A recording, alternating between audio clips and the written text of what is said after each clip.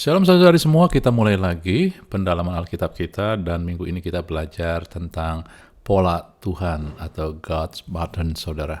Ya, saudara, untuk langsung aja kita ngelihat bahwa Tuhan itu selalu bekerja dengan pola, saudara-saudari. Ya, dan berdasarkan prinsip ilahi, prinsip kerajaan Allah. Tujuannya adalah mencapai tujuan kekal, bukan tujuan yang sementara, dan dicapai dengan janji-janjinya, supaya kita bisa makmur, sejahtera. Bukan kaya, saudara, tetapi sejahtera. Sejahtera bukan hanya kaya, tetapi juga jiwa dan juga kehidupan kita semua. Nah, ini kita akan bahas semua, tetapi sehari ini kita akan lihat pola Tuhan, saudari. Oke ya, nanti kita akan melihat ini begitu memberkati kita dan ini adalah sesuatu yang bisa kita praktekkan, bahkan harus praktekkan. Ya, kenapa Tuhan memiliki pola? Karena pola itu menunjukkan siapa Tuhan itu.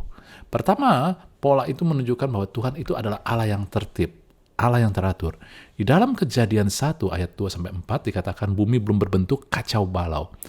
Allah kita adalah Allah yang tertib. Makanya dikatakan Tuhan memberikan kita roh yang mendatangkan kasih, kekuatan, dan pikiran yang tertib, sound mind, saudara-saudara.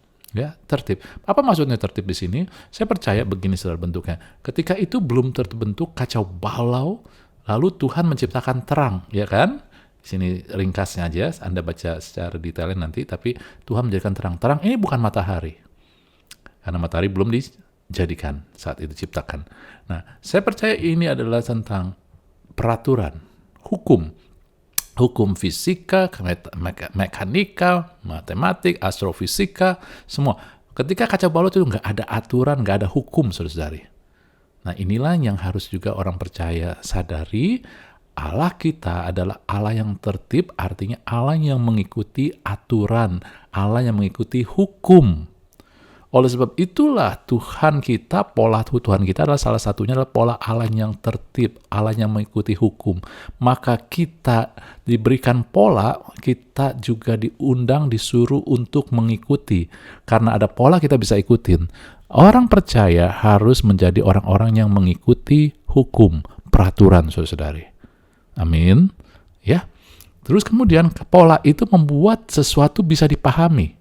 Benar kan? Karena ada pola dipahami, bisa dimengerti. Di dalam Hosea 6, ayat 6, Tuhan ngomong dalam terjemahan bahasa Indonesia sehari-hari, aku lebih suka kamu mengenal aku, umatnya mengenal Tuhan, selalu mengasihi Tuhan, daripada membakar dan mempersembahkan kurban kepadaku. Daripada ritual segala, saudara, Tuhan mau umat Tuhan mengenal Dia. Untuk itulah kerinduan Tuhan, supaya umatnya mengenal Dia. Karena itulah Dia, Allah harus memiliki pola. Kenapa? Karena kalau orang nggak punya pola, sulit untuk mengenal orang. Ini orang jadi apa ya moodnya hari ini? Karena tiap hari berubah, nggak punya pola. Susah dipahami, susah dimengerti. Tapi Tuhan, kan Dia mau dikenal, oleh sebab itu Dia pasti punya pola. Dan pola, ketika Anda dan saya punya pola, maka itu bisa diikutin. Benar nggak? Karena ketika Anda bikin baju, ada pola, itu bisa diikutin oleh siapapun juga, dan konsisten. Jadi, dalam Yesus sendiri katakan bahwa, Yesus ngomong, aku berkata kepadamu, sesungguhnya anak tidak dapat mengerjakan sesuatu dari dirinya, kalau tidak melihat Bapa mengerjakannya. Yohanes 5 ayat 19. Jadi, Yesus mengikuti Bapa, pola Bapa, cara Bapa, saudara.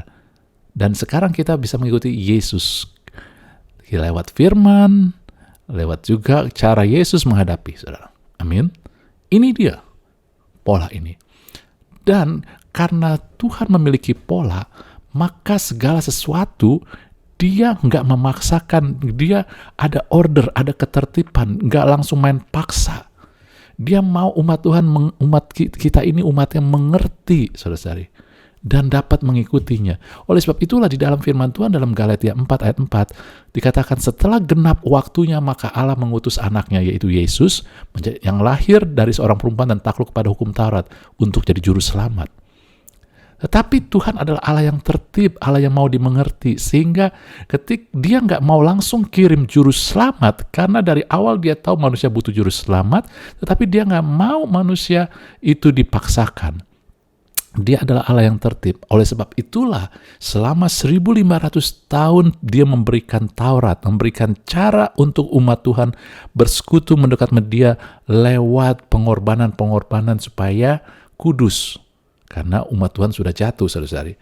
Dan selama 1500 tahun itu Allah mau umatnya paham, mengerti bahwa manusia nggak mampu benar ataupun mencapai standar Tuhan sebagai orang benar dengan kemampuan sendiri. Ya, saya katakan perbuatan kita yang paling suci, paling kudus seperti kain kotor di mata Tuhan. Standarnya Tuhan, manusia nggak mampu.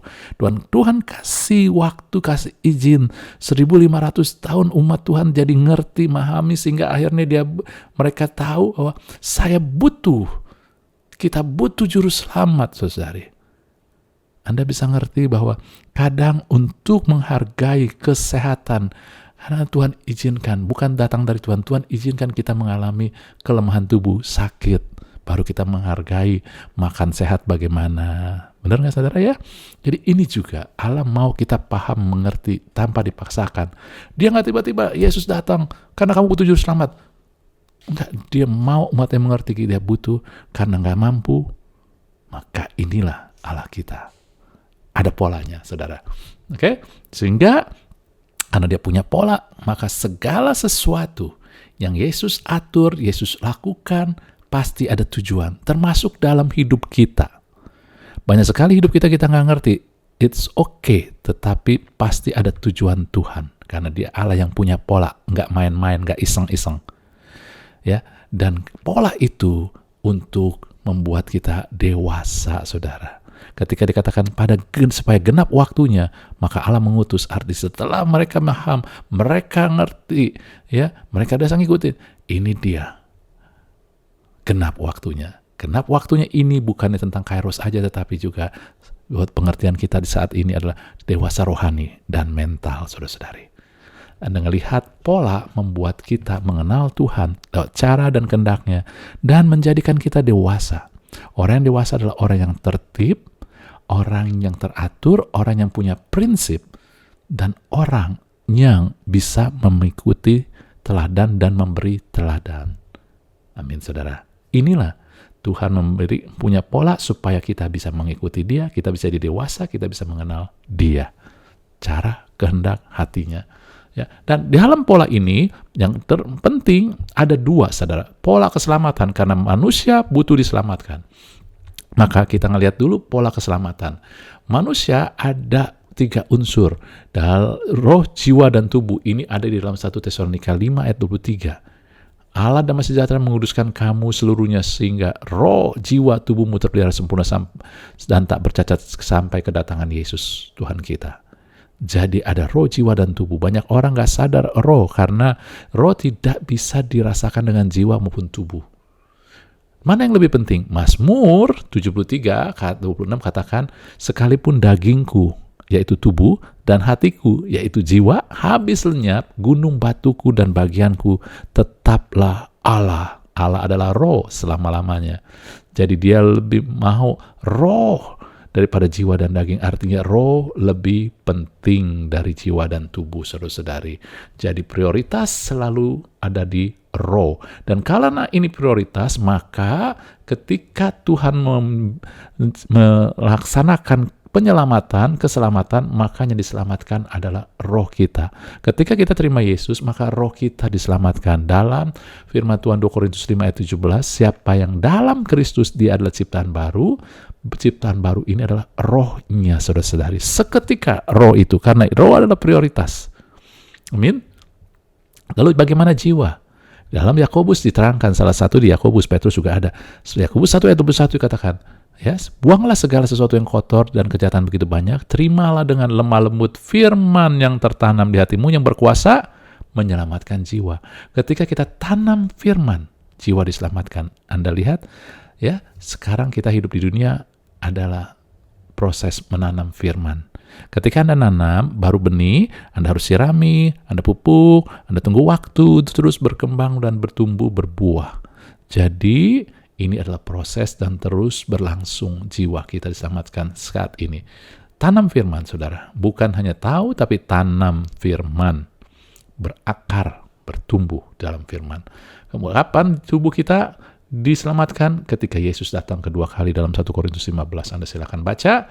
Ya, ketika kita sambut Yesus kedua kali, maka kita diberikan, tubuh kita diselamatkan, diberi tubuh kemuliaan. Jadi Anda melihat roh, bukan jiwa atau tubuh yang menjadi prioritas utama. Karena inilah yang motor penggerak penentu, saudara-saudari, yang membuat jiwa dan tubuh Anda memiliki kemenangan, dimulai dari roh. Dan Anda tahu roh itu nggak bisa dideteksi dengan perasaan, pikiran, segala, tetapi firman Tuhan. Yohanes 6 ayat 3 katakan, roh yang memberi hidup, daging sama sekali tidak berguna. Lihat, daging ada di bawah, tapi banyak sekali manusia lebih mengutamakan daging ya daripada roh. Saya mengundang anak-anak Tuhan lebih mengutamakan roh. Jadi bagaimana mengutamakan roh? Perkataan-perkataan yang kukatakan adalah roh dan hidup. Firman Tuhan itu roh, saudara-saudari. Dahulukanlah firman. Izinkanlah firman penetrate, jadi masuk, menetap dalam jiwa kita. Akhirnya firman itu bertumbuh sehingga keinginan kita, kelakuan kita, perbuatan kita itu timbul karena firman. Mudah? Enggak mudah. Saya enggak munafik. Ya, saudara harus dan saya harus tanam. Kita sama-sama. Tapi saat ini saya sering juga katakan dan juga sebagai juga introspeksi juga, banyak umat Tuhan sekarang ini digerakkan oleh jiwa, emosi, ataupun keinginan daging dalam mengambil keputusan ataupun tindakan. Bukan roh, artinya bukan firman Tuhan. Ketika Anda mau ambil keputusan sesuatu, lihatlah berdasarkan roh, lihat berdasarkan firman Tuhan. Amin. Ini pola yang pertama, pola keselamatan. Lalu sekarang kita bergerak pada pola kedua, karena ketika orang percaya diselamatkan, dia masih ada di dunia dan dia butuh janji Tuhan. Ketika pola kedua adalah pola janji. Dan pola janji, dalam pola janji ini adalah pertama Tuhan memberikan gambaran, blueprint. Saya bilang ini realitas surga. Ya, suatu ketika Musa dipanggil Tuhan ke Gunung Sinai, naik ke Gunung Kudus 40 hari, lalu Tuhan perlihatkan tentang, Tuhan suruh dia, lihat, kamu bangun nanti tabernakel, kemah suci seperti yang ada di surga yang kamu lihat. Jadi di surga sudah ada. Musa disuruh. Lalu ketika dikasih lihat, lalu Musa dituntun. Inilah bahan-bahannya. Lalu Musa dipertemukan dengan orang-orang yang bisa membangun, punya keahlian. Baru digenapilah, realitas terjadi. Tabernakel, kemah suci di dunia didirikan. Ini namanya fulfillment. Saudara, ini ada dalam Keluaran 25. Yang tadi saya ceritakan secara ringkas. Ayat 8 dan 9 dan juga ayat 40. Saudara-saudari, Musa diperlihatkan naik ke Gunung Kudus Tuhan untuk melihat tabernakel di surga. Inilah. Ya, di surga sudah ada. Jadi janji Tuhan dalam realitas surga sudah terjadi. Ini yang kadang kita sering tidak sadari dan kadang kita nggak mau tahu. Tapi ini penting. Dalam hal ini kita penting. Nah, dalam hal ini tentang janji Tuhan ada pola janji ini, ada dua, pola perjanjian lama dan perjanjian baru. Kenapa kita harus tahu? Karena banyak umat Tuhan yang sekarang hidup dalam perjanjian baru tapi masih hidup pakai pola perjanjian lama. Dimulai dengan janji Tuhan, karena Tuhan selalu mau menopang dengan janjinya, saudara-saudari. Ya, di dalam Ulangan 19 ayat 5 dan 6, ya ini sama dengan Ulangan 28 nafasnya. Sekarang jika kamu sungguh-sungguh mendengar firman-Ku dan berpegang pada perjanjian-Ku, Ulangan 28 pun sama, ya, maka berkat ini akan datang kepadamu. Itu Ulangan 28. Kalau Ulangan 19, maka kamu akan menjadi harta kesayanganku sendiri di antara segala bangsa. Akulah yang mempunyai seluruh bumi. Kamu akan menjadi bagiku kerajaan, iman, dan bangsa yang kudus. Akan, ya, inilah semua firman yang harus kau katakan pada orang Israel. Jadi Tuhan bilang kepada Musa, kalau kalian mendengarkan firman-Ku, firman itu Taurat saat itu disebut, ya, dan pegang, maka kamu akan menerima. akan menjadi harta kesayanganku, akan ini, akan itu, akan janji-janji Tuhan itu. Jadi penuntunnya adalah Taurat. Kalau kamu mendengarkan, melakukan Taurat, jadi ketaatan kamu, kemampuan kamu. Taurat itu adalah ketaatan umat Tuhan. Maka digenapilah janji Tuhan. Tetapi dengan konsep jika penggenapannya adalah bersyarat, jika kamu sungguh-sungguh mendengarkan dan melakukan, berpegang teguh pada firman Taurat Tuhan, maka berkat itu datang, maka kamu akan menjadi kerajaan imam dan bangsa yang kudus. Itu jadinya jika dan akan, konsepnya bersyarat untuk kita dapatkan. Itu perjanjian lama. Dalam perjanjian baru dimulai dengan janji Tuhan. Amin. Di dalam Galatia 3 ayat 23-24 Anda baca, ya, perhatikan, sebelum iman itu datang kita berada di bawah pengawalan hukum Taurat. Sebelum iman itu datang. Jadi sebelum Taurat, iman yang sejati belum ada. Dikurung sampai iman itu telah dinyatakan. Jadi hukum Taurat adalah penuntun. Penuntun. Bagi kita sampai Kristus datang. Supaya kita dibenarkan oleh iman. Jadi sebelumnya perjanjian lama ada hukum Taurat. Tetapi sekarang karena Kristus sudah datang, hukum Taurat diganti dengan iman, saudara. Dimulai dengan janji Tuhan dalam realitas surga. Janji Tuhan itu sudah terjadi, sudah menjadi milik Anda. Bilu-bilu Yesus sudah menyembuhkan Anda, itu realitas surga sudah terjadi, Anda sudah sembuh. Dan untuk menggenapinya di realitas bumi, maka Anda perlu penuntun. Dan penuntunnya dalam perjanjian baru adalah iman. Saudara-saudari. Ya. Di dalam firman Tuhan Galatia 3:22b, iman dalam Yesus, janji itu diberikan. Iman dalam Yesus, ataupun kalau ada terjemahan yang lain, dalam bahasa aslinya ini juga orang mengatakan iman Yesus. Iman Yesus, bukan dalam tapi iman Yesus. Janji itu diberikan kepada mereka yang percaya. Jadi karena iman Yesus, maka janji itu digenapi, saudara-saudari.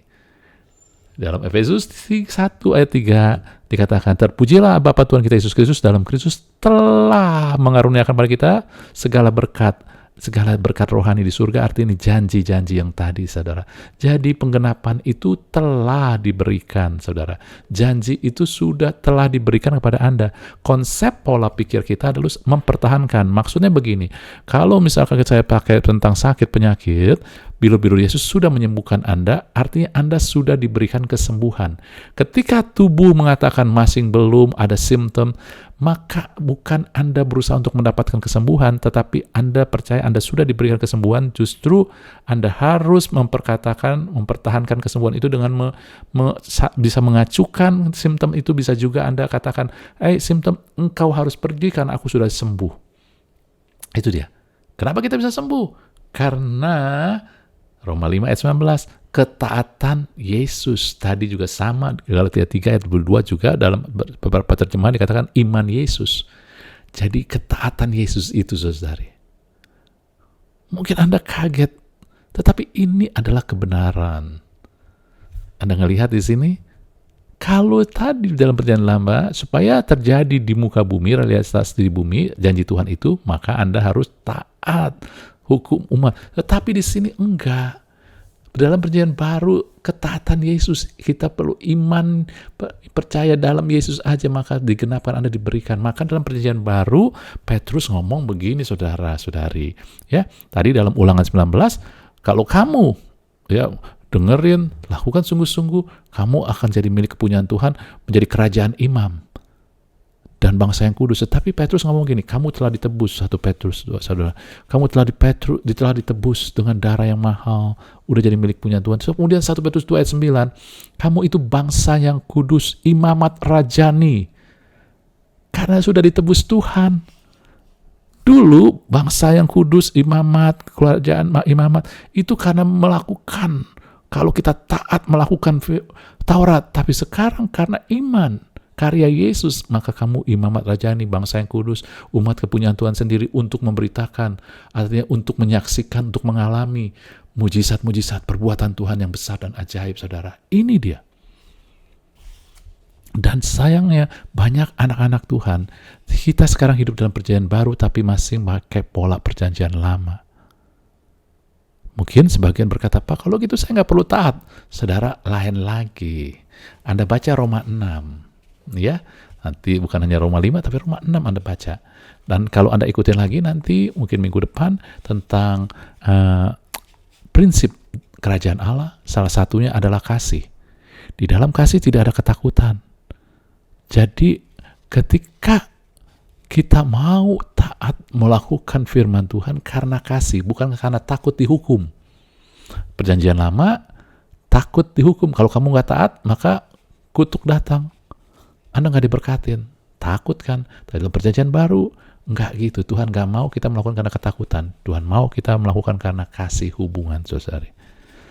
Ya, dalam suatu hubungan, ingat ini kata-kata saya, ya, Anda walaupun nggak ada aturan, kalau kita punya hubungan baik, kita nggak mau melakukan sesuatu yang buruk. Jadi jangan bilang, oh kalau gitu saya nggak dihukum, saya diberikan janji Tuhan, kalau gitu saya lakukan seenak-enak aja. Kalau kita punya hubungan yang benar dengan Tuhan, nggak mungkin kita mau enak-enak aja, saudara. Bagaimana orang yang sudah mengasihi Anda dan Anda nggak bisa balas, Anda nggak mau balas dengan kasih. Dan kasih itu nggak perlu aturan, kasih itu memberi lebih. Kasih itu selalu mau memberi lebih, mau melakukan lebih, saudari. Makanya Yesus adalah kasih, selalu ngajarin. Kalau ada orang minta jalan, ya 1 mil, jalan 2 mil, selalu beri lebih. Bukan terpaksa, karena kasih. Kalau Tuhan bilang beri 10%, Anda mau karena kasih beri lebih. Amin. Oke, saudara. Jadi ini dia, bahwa ketika kita diberi janji, itu seperti cetak biru, itu adalah Tuhan sudah sediakan dalam realitas surga. Jangan izinkan, jangan biarkan berita-berita dunia ataupun informasi-informasi lebih banyak menguasai kita. Bukannya kita nggak boleh baca informasi dunia. Boleh, tapi jangan lebih banyak daripada informasi surga, informasi firman Tuhan. Banyak orang percaya ketika ketemu selalu membawa berita dunia, saudara-saudari, yang membawa ketakutan, kekhawatiran. Wah, penyakit ini mah susah obatnya. Wah, ekonomi jadi susah. Wah, ini A dan B. Dan saudara, ketika Anda lebih banyak informasi yang datang dari dunia yang menimbulkan ketakutan, kekhawatiran, maka hidup Anda akan jadi khawatir dan menggencet, menekan janji Tuhan. Tapi ketika Anda terus ngomongin tentang janji Tuhan, maka itu menjadi lebih hidup, lebih Anda ingat. Ketika ketemu orang, Anda bilang, hey, jangan takut, segala sesuatu mendatangkan kebaikan. Kita percaya sama Tuhan. Nah, itu dia. Jangan bilang, kalau jangan ketemu orang Anda mulai celaka, gawat, keadaan, aduh Anda susah sekali ya. Jangan bilang begitu, saudara. Anda dipakai Tuhan bukan untuk membawa kabar buruk, tapi membawa kabar baik. Memberitakan pengharapan. Bukan bohong, tetapi janji firman Tuhan. Amin ya. Sebab itu jangan bawa kabar buruk. Kaitkan ketaatan Tuhan Yesus, bukan kita, ketika dengan janji itu. Apa yang Tuhan janjikan, oleh kelayakan Tuhan Yesus kita terima. Makanya firman Tuhan dalam 1 Korintus katakan, Yesus adalah ya bagi setiap janji Allah. Bukannya kita, tapi Yesus, artinya ketaatan Yesus itu membuat setiap janji Allah adalah ya, digenapin dalam hidup kita, telah dibayar, telah diberikan. Pertahankan itu. Pegang teguh bahwa itu sudah menjadi milik kita. Amin. Jadi konklusi lewat pola ini, saudara-saudari, adalah bahwa Tuhan punya prioritas selalu. Oleh sebab itu, sebagai orang percaya, kita pun harus hidup dengan prioritas. Banyak orang percaya memiliki masalah karena mereka hidup tanpa memiliki prioritas, saudara-saudari. Nggak punya prioritas. Sehingga dia nggak tahu prioritas. Uang yang ada kita kekurangan karena kita nggak tahu prioritasnya mana dulu. Hiburan kita jadikan yang utama kadang-kadang. Ya, jadi akhirnya kekurangan, tapi milikilah prioritas. Karena Tuhan kita pun Allah yang punya prioritas. Dan prioritas Tuhan selalu mulai dengan roh. Hal-hal yang bersifat roh, bukan yang daging. Amin. Jadi kalau ada pilihan, aduh mau ke gereja atau mau ke mall, Anda sudah tahu prioritasnya kan? Yang roh yang mana? Gereja. Pergilah ke gereja dulu. Kan paling 2 jam. Ya. Selalu dimulai dengan roh. Dan yang roh itu adalah firman Tuhan, keselamatan, buah roh. Kemudian selalu berpusat pada Yesus. Bukan pusatnya pada kita. Ketaatan Yesus, kelayakan Yesus, apa yang Yesus telah bayar. Amin. Kalau kita di dalam Yesus. Haleluya. Maka kita akan prosper, sejahtera. Amin, saudari. Renungkan itu semua. Dan milikilah keinginan untuk melakukan, bukan hanya sekedar ngajarin pengetahuan, tapi lakukan. Yuk, saya undang kita semua sama-sama untuk melakukan seapa yang Tuhan bukakan, singkapkan buat kita. Simple, tapi hendaklah kita lakukan dengan sungguh-sungguh sepenuh hati. Tuhan berkati di dalam Yesus. Haleluya. Amin.